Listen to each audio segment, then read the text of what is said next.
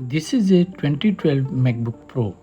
At first glance, it looked completely beyond saving.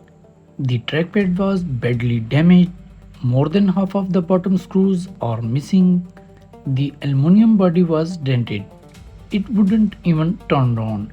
I found this MacBook at a local surplus store, a place that imports random items in bulk and sells them exactly as they arrive. Nothing gets tested, no guarantees, no returns. Buying anything from there is basically a gamble. And that's exactly why I paid just $20 for this MacBook Pro. But there was only one problem.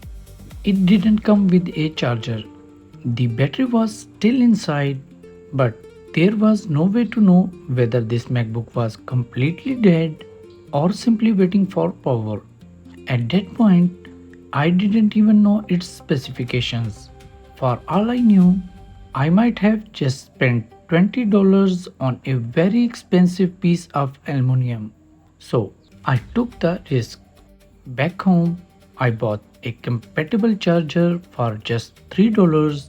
I plugged it in, pressed the power button, and to my surprise, it came to life. For a moment, I thought I'd get in incredibly lucky. But then I looked a little closer. There was no macOS. Instead, it booted straight into a password protected copy of Windows 10. Even the seller had no idea what the password was. I couldn't log in, check the storage or RAM, or even figure out what this MacBook had been through. The only option was to start over. So I opened it up and finally discovered what I'd actually bought. Just 4 GB of RAM and a painfully slow 256 GB hard drive. Not exactly impressive. Luckily, I already have the perfect donor, an old HP laptop that had completely dead. I salvaged its 8 GB RAM along with a 256 GB SSD and give this MacBook the upgrade it's desperately needed. Now it finally had a fighting chance. There was only one thing left to do: bring macOS back. So I decided to use internet recovery. To enter recovery mode, simply power on the Mac and immediately hold Command Option R until the Apple logo appears. The best part is you don't need a bootable USB drive. The only downside is that the download can take a while if your internet connection is slow. If you'd rather install macOS using a USB drive from a Windows PC, I have already made a complete step-by-step tutorial and you will find it linked in the description below. Anyway, once recovery loads, open Disk Utility. Now completely erase the internal drive.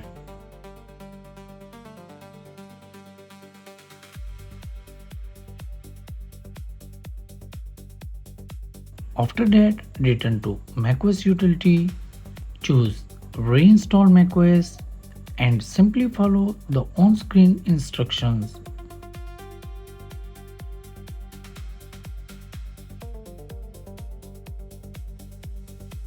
The installation process is automatic, so just sit back and relax.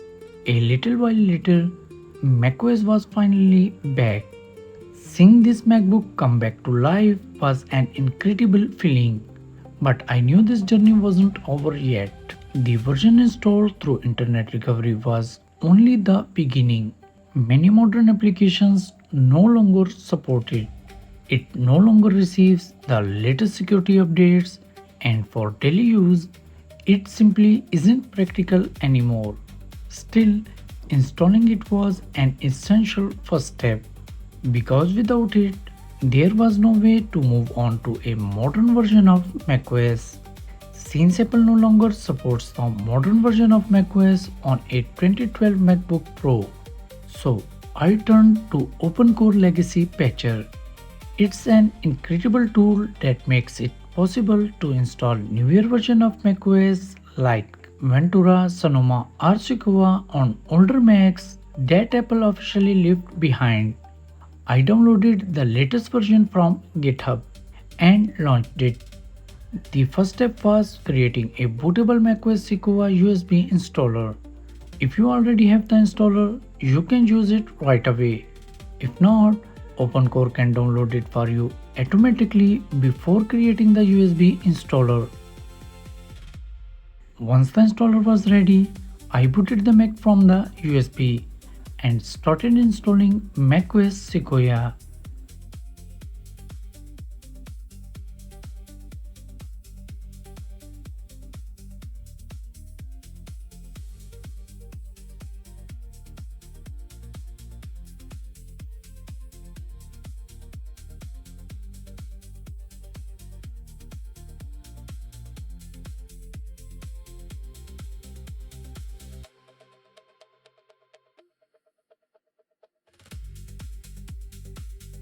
After the installation finished, I ran OpenCore one last time to install the bootloader along with all the required post-install patches.